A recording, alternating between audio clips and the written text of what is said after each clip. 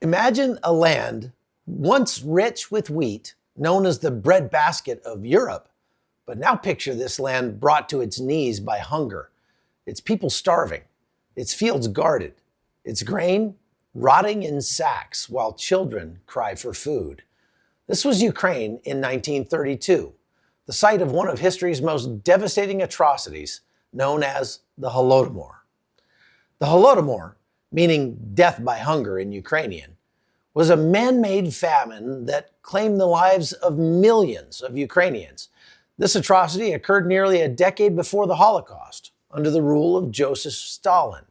The Soviet regime's policies of forced collectivization, food requisition quotas, and the ruthless persecution of independent farmers systematically starved Ukrainians into submission. The Soviet Union was struggling. Communism was failing to match the industrial and economic output of the capitalist West. Stalin decided he could close the gap by sheer force of will, demanding rapid increases in agricultural productivity. Weather, inefficiency, or basic human limitations didn't matter. He decreed the numbers, and the people were expected to deliver. But when they couldn't, Stalin needed someone to blame. Enter the kulaks, so-called wealthy peasants, a convenient scapegoat. Their land was confiscated, their food taken, and their families left to starve. This wasn't a famine caused by drought or natural disaster. It was man-made. The Soviet state enforced brutal grain quotas, stripping villages bare. Armed brigades raided homes, searching for hidden food. Even a few grains of wheat buried in a backyard could mean death. To enforce these quotas, the Soviets sealed off entire regions, leaving millions to starve. The fields themselves became battlegrounds.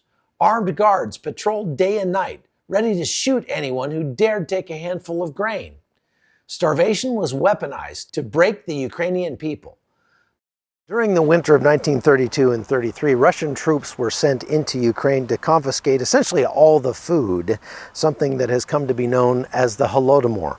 In that event, more than 4 million people died, mostly just from starvation and exposure. This monument here in a park in downtown Kyiv is to commemorate the many children who died. You see this painfully skinny girl clutching a stalk of wheat here. And it has to be mentioned that there are monuments like this to Russian atrocities all around Ukraine. And if you go to Russia, you're not going to find monuments like this because Ukrainians haven't attacked their neighbors to the east. It's always come this direction. This forest just to the northeast of Kyiv is called Bivia, and you probably have never heard about it if you went to school in the United States, but it's very important to the history of the Ukrainians. That's because the Soviet Union used this forest as a dumping ground for more than 200,000 bodies of people that they deemed were not sufficiently loyal to the regime of the Soviet Union. Now, if you think atrocities like that can't happen in today's day and age, the Ukrainians who are suffering under Russian occupation in the south and east of this country would tell you, think again.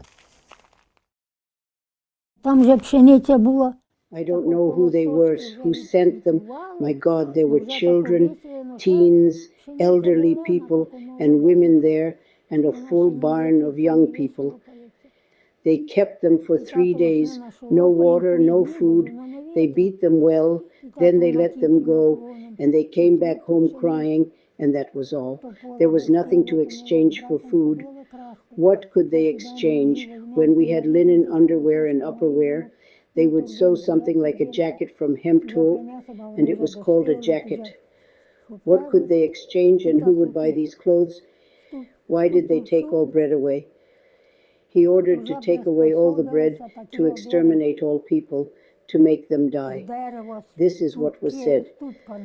But of course, I don't know. To take everything away, take the bread and exterminate these people. But why and what for? I don't know. The collectivization policies destroyed more than just lives, though. They also targeted faith itself. During the Holodomor, the Ukrainian church faced devastating persecution. Thousands of churches were closed, desecrated, or destroyed outright. Clergy were arrested exiled, or executed, and public worship was forbidden. People who sought solace in their faith often did so in secret, conducting services in hidden places. The church, a cornerstone of Ukrainian identity, became yet another target in Stalin's campaign to crush the spirit of the Ukrainian people. For centuries, Ukrainian farmers had worked their own land, growing food for their families and communities. Now, under the Soviet regime, they were forced into collective farms where they had no control over what they grew or how it was distributed. But some resisted. They buried grain, hid livestock, or refused to join the collectives. These acts of defiance were met with brutal reprisals, beatings, imprisonment, or execution. Families who resisted were labeled enemies of the state and left to starve as an example to others. And still, the horror continued. Parents scavenged for wild plants. Children dug for roots. The weak and sick fell first. But hunger spared no one for long. Even amidst this horror, there were small acts of humanity. Anna's father, for example, had a Jewish friend who traded food for dried fruit from their orchard. These exchanges, though rare, offered a glimmer of hope. The death toll was staggering. Between 3.5 and 5 million Ukrainians perished. Many of their bodies were buried in mass graves without markers, without ceremonies. It was as if the Soviet regime wanted to erase not only their lives, but their very existence. The Holodomor wasn't just a genocide. It was an assault on Ukrainian identity. The persecution of the church left a spiritual void at a time when hope was most desperately needed, further deepening the cultural scars. Stalin's regime sought to erase the culture, language, and spirit of a people. To fill the void left by the dead, the Soviets forcibly relocated Russians to Ukraine's Donbas region. That's why even today, many in the Donbas speak Russian. It's a legacy of this horrific period. This historical trauma shapes Ukraine's fierce resistance today. The Holodomor taught Ukrainians the price of submission. Millions of lives lost, families torn apart, and an identity nearly wiped out. And they vowed never again. You might think that the conflict in Ukraine has nothing to do with you and your life, but there is something that we can all learn from what's happening over here, and it's the message that's written on this stone here in Bivia. It says, "The most valuable thing you own is your freedom, and for this, we gave our lives."